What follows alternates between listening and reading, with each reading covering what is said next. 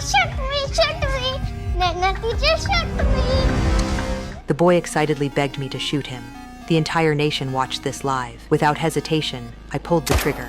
The boy's parents collapsed to the ground in utter despair. I calmly disposed of the body. The 2 hostages beside me were so terrified they nearly wet themselves. An hour ago, I was a beloved kindergarten teacher.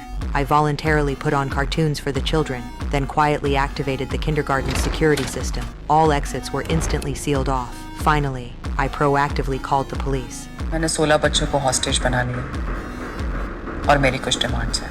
The driver who delivered snacks arrived before the police. To avoid unnecessary trouble, I let him in. But just as he put down his things and was about to leave, he noticed the gun on my hip. Madam, ये क्या बच्चे लोग हैं madam? चुप। Now I have another hostage. But just then, the kindergarten nanny, having forgotten her phone, suddenly returned. She heard the driver's sobs.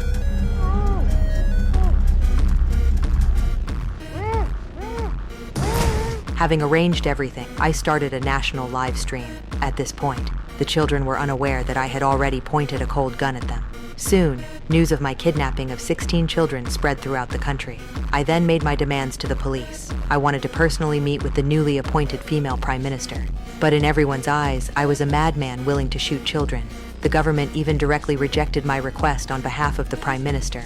Enraged, I launched an online poll, letting the public choose my next target, 2 adults and 1 child. As I expected, the burly male driver received a unanimous vote.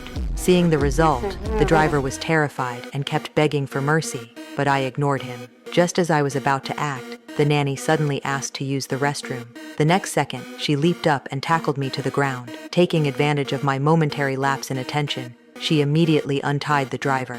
The untied driver immediately tried to grab my gun. While I was struggling with him, the gun unknowingly pointed at a sleeping child.